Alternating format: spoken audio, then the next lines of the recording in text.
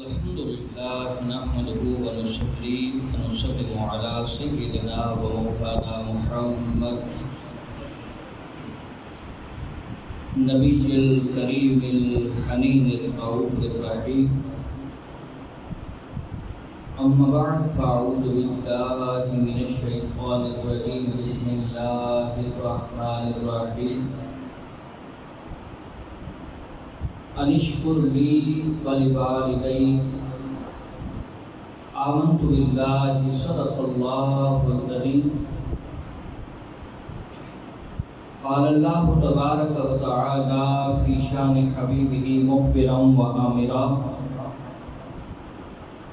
ان اللہ و ملائکتہ یصلون علی النبی یا ایھا الذین آمنوا صلوا علیہ وسلموا تسلیما. تمامی حضرات آواز بلند درود پاک آواز آنی چاہیے.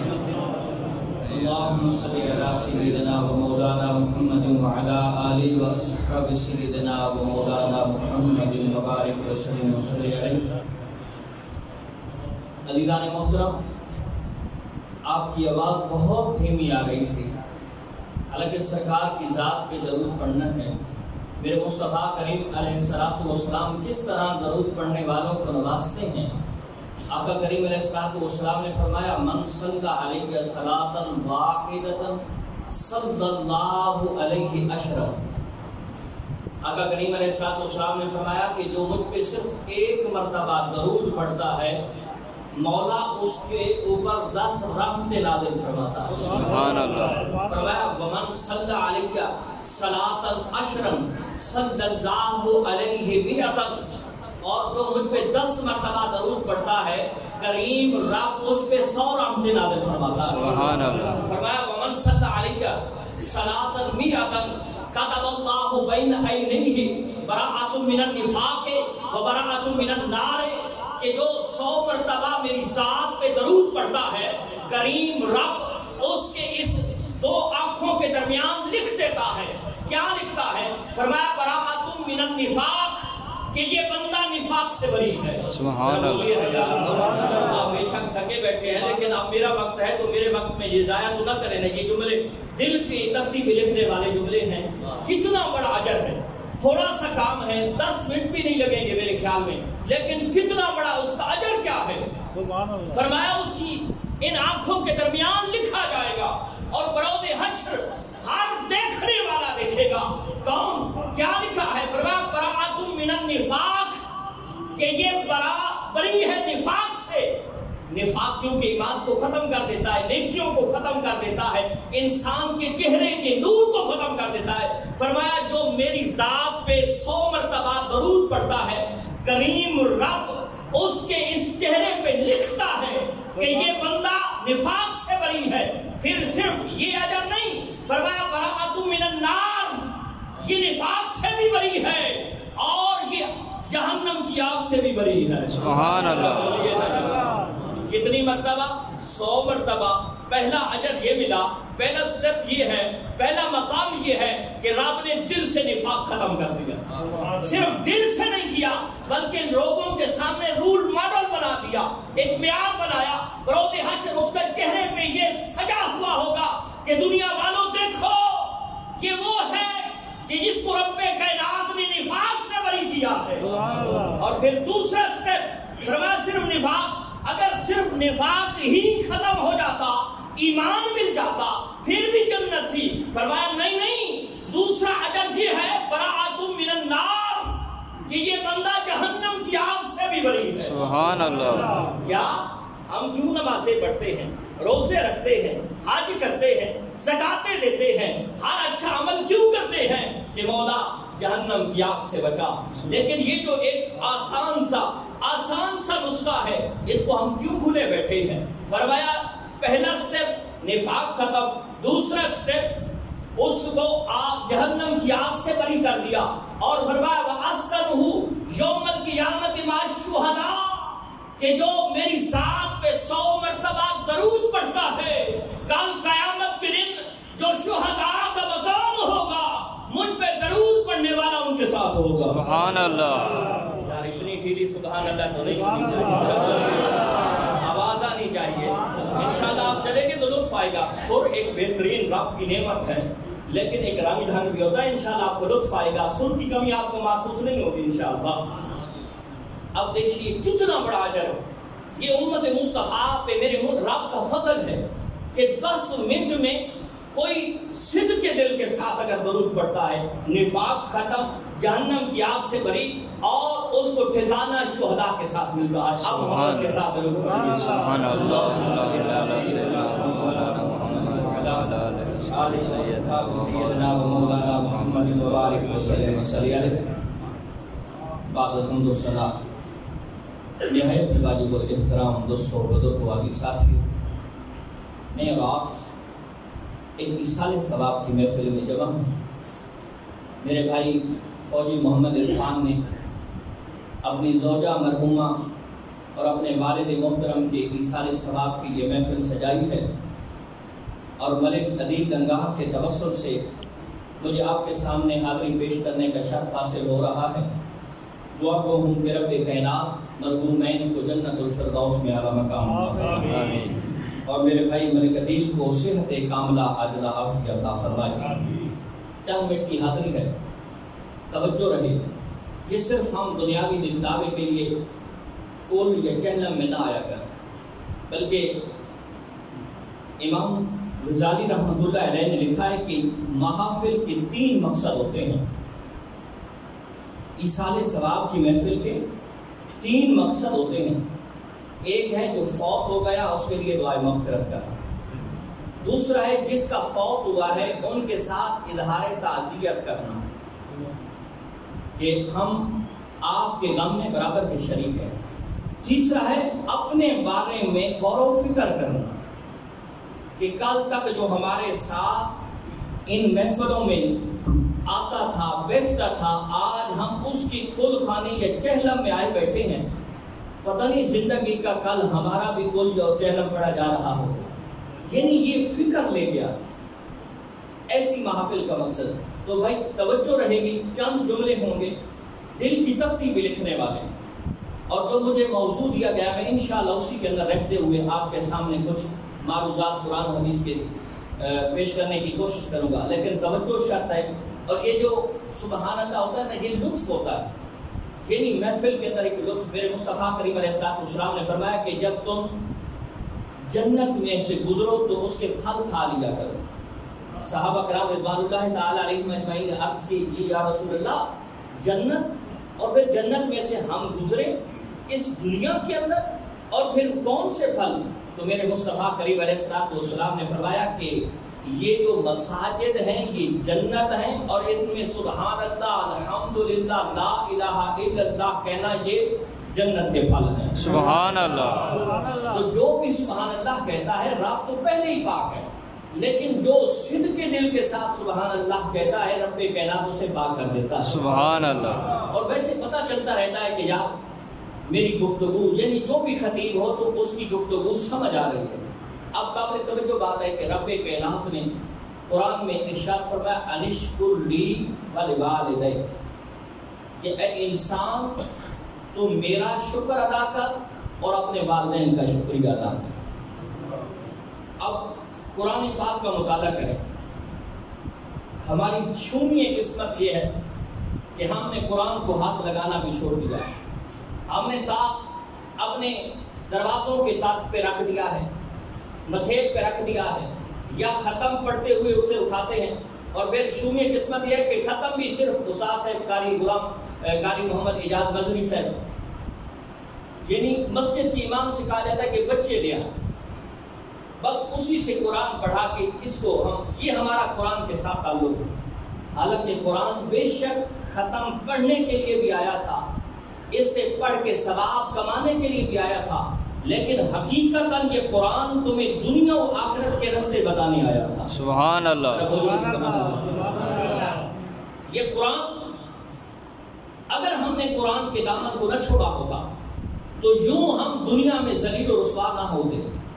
جس طرح آج مسلمانوں کی حالت ہے، ہم نے قرآن کو سمجھنا چھوڑ دیا، اب تو پڑھنا بھی چھوڑ دیا ہے. ہماری مساجد ویران ہو چکی ہیں، ہمارے مدارس ویران ہو چکے ہیں.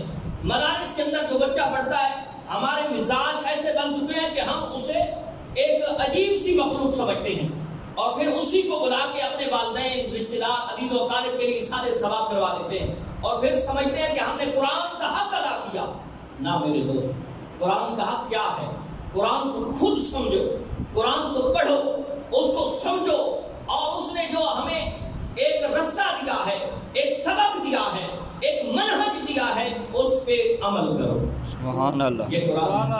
اب دیکھیے قرآن کی اگر آپ مطالعہ کرتے ہیں، اکثر جگہ پہ جہاں قرآن کے اندر رب کائنات نے اپنی عبادت کا ذکر کیا ہے، ساتھ میں والدین کے ساتھ حسن سلوک کا بھی حکم دیا ہے. سبحان اللہ.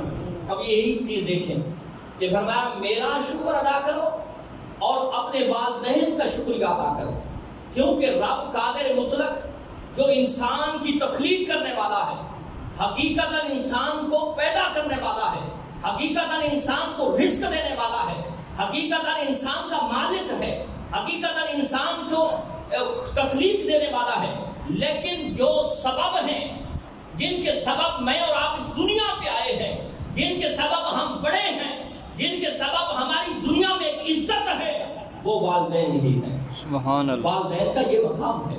اور پھر مصطفیٰ کریم علیہ السلام کی بارگاہ میں چلیے کہ آمنہ بلال نے والدین کا کتنا اجر و ثواب عطا کیا. میرے مصطفیٰ کریم علیہ السلام کی بارگاہ میں حضرت عبداللہ بن مسعود پوچھتے ہیں ای الاعمال احب الی اللہ، یا رسول اللہ، اے بندہ نواز ذرا یہ تو بتائیے کہ رب کی نزدیک سب سے زیادہ پسندیدہ عمل کون سا ہے؟ قابل توجہ بات ہے. ای الاعمال احب الی اللہ، کریم رب کے پیارے رسول کہ رب کی بارگاہ میں پسندیدہ عمل کون سا ہے؟ فرمایا الصلاۃ لوقتها، رب کی نزدیک سب سے زیادہ پسندیدہ جو عمل ہے، فرمایا نماز کو اپنے وقت پہ ادا کرنا. سبحان اللہ. ذرا بولیے نا یار سبحان اللہ. نماز کو اپنے وقت پہ ادا کرنا.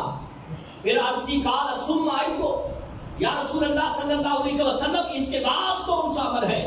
نماز کے بعد فرمایا قال بر الوالدین، اپنے والدین کے ساتھ نیکی کرنا.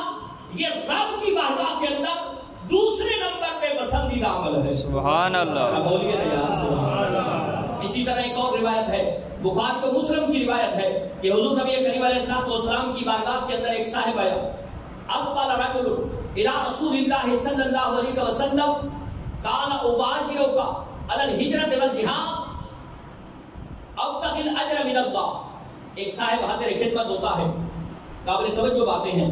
حضور نبی کریم علیہ السلام کی بارگاہ کے اندر حاضر ہوا اور عرض کی اباشرک علی الہجرۃ والجہاد، یا رسول اللہ میں آپ کے ہاتھ پہ یہ بیعت کرنا چاہتا ہوں کہ میں ہجرت کروں گا اور میں جہاد کرنے کے لیے جاؤں گا. ابتغی الاجر من اللہ، اور میری وجہ کیا ہے؟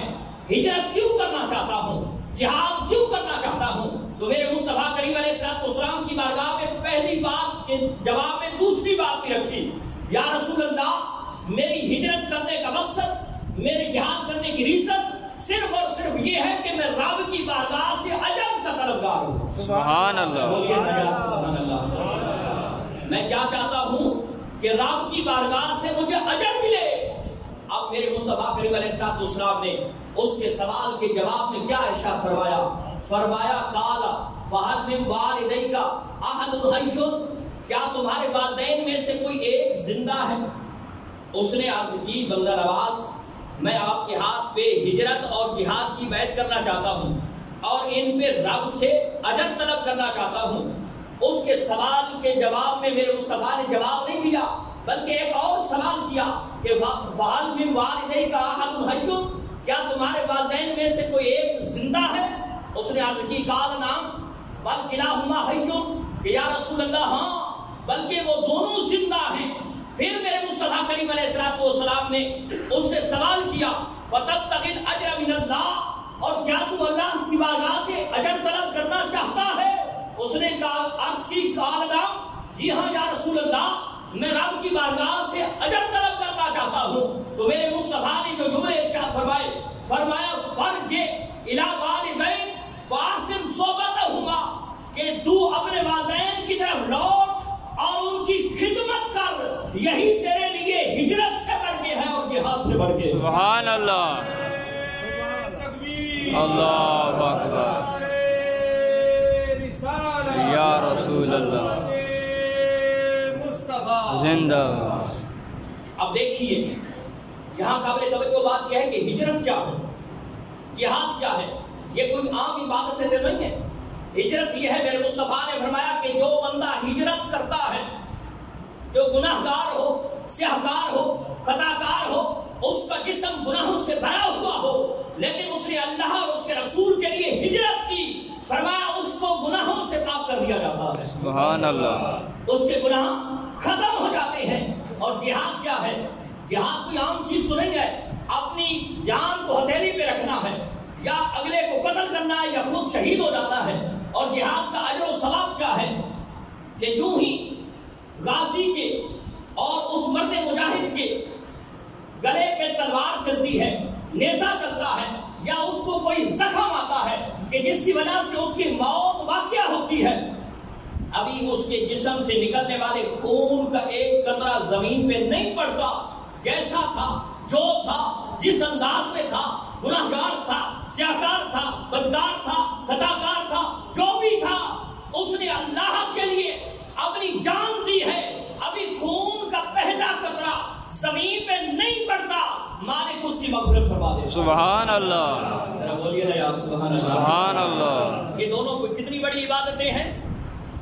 ہجرت، اپنا شہر چھوڑنا، اپنا ملک چھوڑنا، اپنے عزیز و اقارب چھوڑنا، اپنے رشتہ دار چھوڑنا، اپنا سب کو چھوڑ کے اللہ اور اس کے رسول کے لیے ہجرت کر جانا۔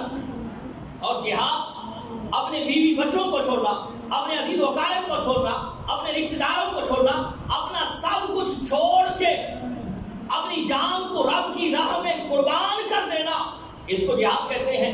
یہ دونوں بڑی عبادتیں ہیں، اور وہ بندہ چاہتا ہے کہ میں ان دونوں کو بجا لا کے رب کی بارگاہ سے اجر طلب کروں، تو میرے مصطفیٰ نے فرمایا کہ اگر دونوں ان عبادتوں سے بڑھ کر اگر کوئی عبادت چاہتے ہو تو پھر اپنے والدین کی خدمت کرو، یہ جہاد اور ہجرت سے بڑھ کے ثواب ہے۔ سبحان اللہ۔ اب دیکھیے اس سے اور بڑھ کے کیا ہو سکتا ہے۔ اور والدین، یقین مانے بندہ کبھی کبھی سوچتا ہے تو حیران رہ جاتا ہے کہ وہ والدین کہ جن کی دن رات محنت سے ہم بڑے ہیں، جن کی ساری رات صرف اس لیے جاگتے ہوئے گزری تھی کہ یار میرا بیٹا یا میرا یار یہ کون باتیں کر رہا ہے، نہیں سننا تو پھر نہیں رہنے دے جا۔ یہ کوئی ایک محفل کا ایک حساب ہے، محفل میں بیٹھ کے آپ ٹیلی فون سنیں بھائی، ویسے بھی مسجد ہے، پھر یہ کوئی محفل کے آداب ہے، آپ گفتگو کر رہے ہو اور سامنے والا بیٹھا ہو کسی اور کے ساتھ گفتگو کر رہے ہو، پھر میں اللہ اور اس کے رسول کی باتیں کر رہا ہوں، یہ کہاں کا انصاف ہے یار؟ اسی وجہ سے تو ہم برباد ہو رہے ہیں۔ آپ نے قرآن و حدیث کے ساتھ یہ تماشا بنا رکھا ہے، میں اللہ اور اس کے رسول کی باتیں کر رہا ہوں اور آپ اپنی طرف سے۔ پھر مسجد کے اندر نبی کریم علیہ السلام کی حدیث ہے کہ جو مسجد کے اندر ایک دنیاوی بات کرتا ہے، رب کائنات اس کی 40 سال کی بے ریا عبادت کو ختم کر دیتا۔ یہ تو الگ بات ہے، پھر محفل، یہ کوئی محفل کا آداب ہے؟ پھر ہمیں بلایا کیوں جاتا ہے؟ کچھ تو انصاف دیا کرو۔ مولویوں کی اتنی عزت رہ گئی ہے، میں صرف مولوی نہیں ہوں، آپ مجھے جانتے ہیں، میں اپنے اسی آپ کے قریب کے علاقے کا ہوں، سارے مزاج کو خراب کر کے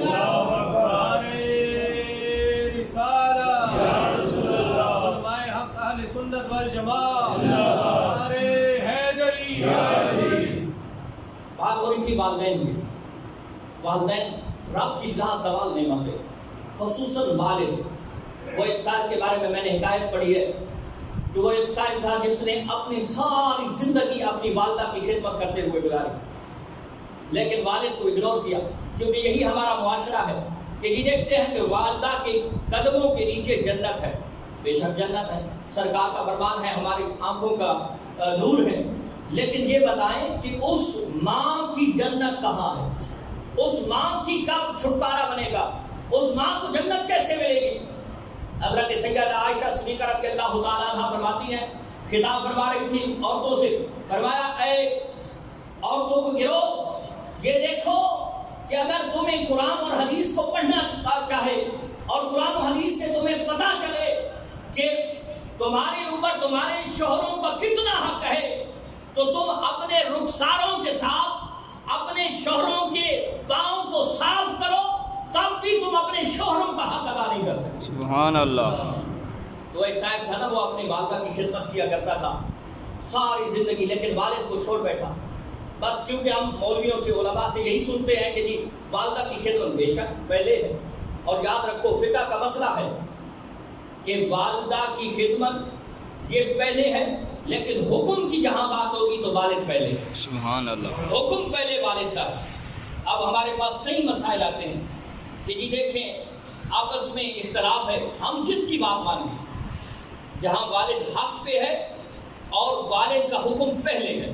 اب وہ صاحب ایک رات جو سویا تو خواب میں کیا دیکھتا ہے؟ جنت ہے، اور جنت کے اندر ایک خوبصورت محل ہے، اس کے اوپر اس صاحب کا نام لکھا ہوا ہے۔ اس نے جب وہ محل دیکھا، اب خواہش ہوتی ہے کہ یار جنت کے اندر میرا محل، پھر اس نے کوشش کی کہ اس کے اندر داخل ہو جاؤ۔ اب وہ ساری رات خواب میں دیکھتا رہا، محل اسے دکھایا جاتا رہا، وہ اس محل کے ارد گرد پھرتا رہا، لیکن اسے اس کے اندر داخل ہونے کا رستہ ہی نہیں ملا۔ صبح بڑا پریشان حال ہے، ایک صاحب حال بزرگ کے پاس پہنچا اور آ کے کہنے لگا جناب رات میں نے اپنا جنت کے اندر مقام دیکھا ہے، لیکن عجیب سی کیفیت یہ ہے، عجیب سی صورت حال یہ ہے کہ میں نے جنت کے اندر اپنا محل دیکھا، مجھے دکھایا گیا، میں ساری رات خواب میں دیکھتا رہا، لیکن پریشان کن صورت حال یہ ہے کہ اس محل کا مجھے دروازہ نہیں ملا۔ وہ صاحب حال بزرگ تھوڑے سے مسکرائے، وہ عجیب سی صورت حال میں تھا، اس نے کہا جناب مجھے پریشانی ہے، میری کیفیت عجیب تر ہوتی جا رہی ہے، اور آپ ہیں، آپ میری بات میں مسکرا رہے ہیں۔ انہوں نے کہا تو اپنی والدہ کی خدمت کرتا ہے؟ اس نے کہا جی ہاں، میں نے ساری زندگی اپنی والدہ کی خدمت کرتے ہوئے گزاری ہے۔ کہا کبھی والد کی بھی خدمت کی ہے؟ اب وہ سوچ میں پڑ گئے، اس نے کہا جناب میں نے ساری زندگی والدہ کی تو خدمت کی ہے، لیکن باپ کو میں بھول بیٹھا تھا۔ تو اس صاحب نے کہا، اس صاحب حال بزرگ نے کہا کہ بے شک ماں کے قدموں کے نیچے جنت ہے، بے شک تجھے جنت کے اندر محل تو ملا ہے، لیکن جو تو اپنے باپ کو بھول بیٹھا ہے، اب اس جنت کے دخول کے لیے جو دروازہ تھا وہ بند ہو چکا ہے۔ اب اگر اس محل کے اندر داخل ہونا چاہتا ہے تو پھر والد کی خدمت کیا کر، کیونکہ ماں کے قدموں کے نیچے جو جنت ہے، اس جنت کا جو دروازہ ہے وہ والد ہی ہے۔ سبحان اللہ۔ بولیے نا یار سبحان اللہ۔ اس جنت کا دروازہ والد ہی ہے۔ اب ہم کس صورتحال میں ہیں؟ میں اکثر کہتا ہوں کہ والد جو سارا دن محنت مشقت اور گرمی برداشت کرتے ہوئے، سردی برداشت کرتے ہوئے سارا دن گزار دیتا ہے، اور پھر جب گھر پہنچتا ہے وہ 4 5 6 سال کا بچہ جب پاپا کہتا ہے، آپ اولاد والے ہیں، اولاد کا محبت اور درد دل کے اندر رکھنے والے ہیں، بندہ جتنی محنت مشقت اور گرمی اور سردی برداشت کر کے آیا ہو، لیکن جب چھوٹا بچہ بابا کہتا ہے تو اس کے دل سے ساری تھکاوٹ دور ہو جاتی ہے، یار یہ میرا بیٹا میرے ساتھ بول رہا ہے۔ لیکن جب وہی باپ بوڑھا ہوتا ہے تو ہم کیوں بھول جاتے ہیں؟ قبلہ سردیوں کی ایک رات تھی، یہ پچھلے دنوں کی بات ہے، میں رات کے 2 بجے تھے، میرے ساتھ میرے دوست بھی تھے، ہم ایک پروگرام سے واپس آ رہے تھے، اتفاق کی بات ہے بارش بھی ہو رہی تھی، رات کے 2 بجے ہم واپس آ رہے ہیں میاں والی کے اڈے پہ، جب پہنچے نا تو ہر طرف خاموشی ہے، رات کے 2 ہیں، پھر سردی ہے، پھر بارش ہو رہی ہے، لیکن ایک صاحب کو میں نے دیکھا کہ وہ کچھ چیزیں بیچ رہا ہے، وہ کچھ چیزیں بیچ رہا ہے۔ اب مجھے بتاؤ اتنی رات، اتنی سردی، اتنی ٹھنڈک، پھر بارش، کیا وہ امیر ہونے کے لیے یہ چیزیں بیچ رہا ہے یا وہ اپنا سٹیٹس بلند کرنے کے لیے بیچ رہا ہے؟ نہیں، وہ اپنی اولاد کا پیٹ پالنے کے لیے بیچ رہا ہے۔ سبحان اللہ۔ لیکن اس وقت بڑا دکھ ہوتا ہے، یہی باپ کا بوڑھا ہوتا ہے، اولاد کیوں بھول جاتی ہے؟ اب تو وہ کہتے ہیں بابا تو بات بھی نہ کر، حالانکہ میرے مصطفیٰ کی ایک حدیث پاک ہے، نوجوانوں کے لیے قابل توجہ بات ہے۔ ہم کہتے ہیں، اگر اکثر کہتے ہیں جی ہم نے تو کپڑا دیا ہے، روٹی دے رہے ہیں، انہیں اگر علیحدہ ایک کمرہ دیا ہوا ہے، اس سے بڑھ کر اور کیا خدمت ہو سکتی ہے؟ اب قابل توجہ بات ہے، میرے مصطفیٰ کریم علیہ السلام نے فرمایا کہ تمہارا اپنے والدین کے ساتھ بیٹھنا، پھر انہیں ہنسانا اور ان کی باتوں پہ ہنسنا، ذرا توجہ کیجیے، خود ان کو ہنسانا. اب پچھلے دور کے جو والدین ہیں، جو بوڑھے ہیں، اب وہ انٹرنیٹ پہ تو بات کر نہیں سکتے، فیس بک سوشل میڈیا پہ تو بات نہیں کر سکتے. لازمی بات ہے وہ کوئی پرانی باتیں ہی کریں گے نا، لیکن ان کی باتوں پہ توجہ کر کے بیٹھنا اور پھر ان باتوں پہ مسکرانا. فرمایا جو تم میں سے اپنے والدین کے پاس بیٹھتا ہے، ان کو ہنساتا ہے اور ان کی باتوں پہ ہنستا ہے، میں محمد اس کو جنت کی بشارت دیتا ہوں. سبحان اللہ. تکبیر. اللہ اکبر. یا رسول اللہ. زندہ باد. زندہ باد. اب دیکھیے لیکن ہم کس رستے پہ چل چڑھے ہیں. اپنی اولاد ہو جاتی ہے تو باپ کو بھول گئے، اور جس نے ساری زندگی اپنا پیٹ کاٹ کے ہمیں بڑا کیا، جس نے ہمیں پڑھایا، جس نے ہماری شادیاں کی، جس نے ہمیں رہنے کے لیے گھر دیا، جس نے سب کچھ دیا، اور پھر دیکھیے اکثر لوگوں کے پاس چند روپے آ جائے نا تو آج کل ایک ٹرینڈ چل چکا ہے. عبادت الگ ہے لیکن ایک ٹرینڈ کہ لوگ عمرے پہ چلے جاتے ہیں. کیوں جی؟ یہ عمرہ نبی علیہ السلام نے فرمایا جس نے اللہ کے لیے ایک عمرہ کیا اس کے سارے گناہ بخش دیے جاتے ہیں. اب اکثر پریشان ہوتے ہیں جو غریب ہے، یا پھر وہ لوگ جو عمرہ کرنے کے لیے تو چلے جاتے ہیں. اب عمرہ یا حج کے لیے کوئی گیا تو کتنا پیسہ بھی لگتا ہے، مشقت بھی ہوتی ہے، وہاں کی بھی مشقت ہوتی ہے. ہمارا ماحول الگ ہے، وہاں کا ماحول الگ ہے، لیکن لوگ پیسہ بھی خرچ کرتے ہیں، مشقت بھی اٹھاتے ہیں، اور وہاں جا کے اس ماحول کے اندر مشقتیں اٹھاتے ہیں. پھر واپس آ کے لوگ ہاتھ چوم رہے ہوتے ہیں کہ جی دیکھیں یہ عمرہ کر کے آیا ہے، یہ حج کر کے آیا ہے. یہاں غریب بیٹھتے ہیں، ان کے ذہنوں کے اندر ایک خیال آتا ہے کہ یار چند روپے میرے پاس بھی ہوتے میں بھی عمرہ اور حج کرنے کے لیے جاتا. تو میں انہیں اکثر کہتا ہوں جو عمرہ اور حج کرنے کے لیے گیا ہے مولا ہم سب کو لے جائے. آمین آمین. لیکن کسی کو یہ شورٹری، یہ یقین دہانی نہیں کرائی گئی کہ تم عمرہ کرو تو تمہارا عمرہ قبول ہے. ہو سکتا ہے وہ عمرہ تمہارے منہ پہ مار دیا جائے، ہو سکتا ہے وہ حج تمہارے منہ پہ مار دیا جائے. اور اکثر جو ہمارے حالات ہیں تو یہ ہمارے منہ پہ مارے جائیں گے، کیونکہ ہم کیا چاہتے ہیں. حدیث پاک ہے کل قیامت کے دن جب حشر کا میدان ہوگا جہاں کوئی پرسان حال نہیں ہوگا، اولاد والدین کو چھوڑ جائے گی، والدین اولاد کو چھوڑ جائیں گے، کوئی پرسان حال نہیں ہوگا.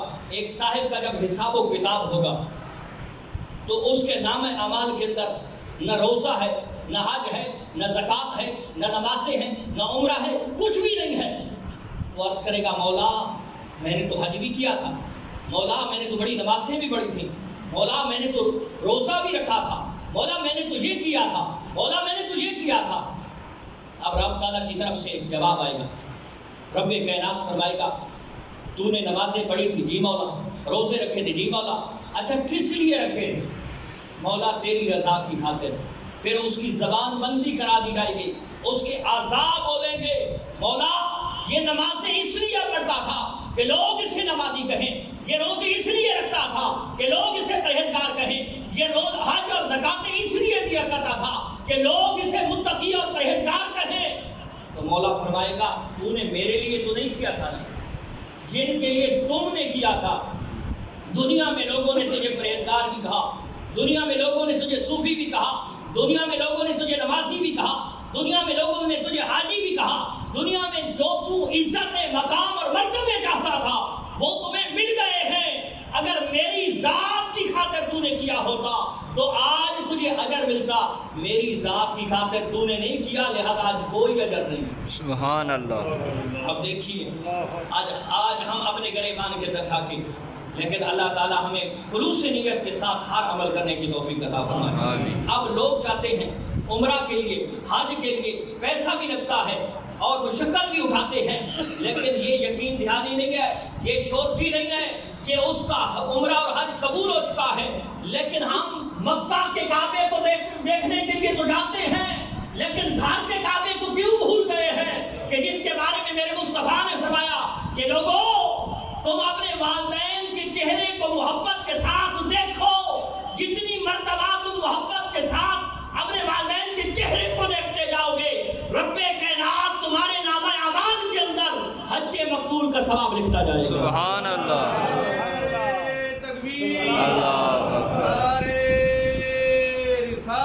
یا رسول اللہ عظمت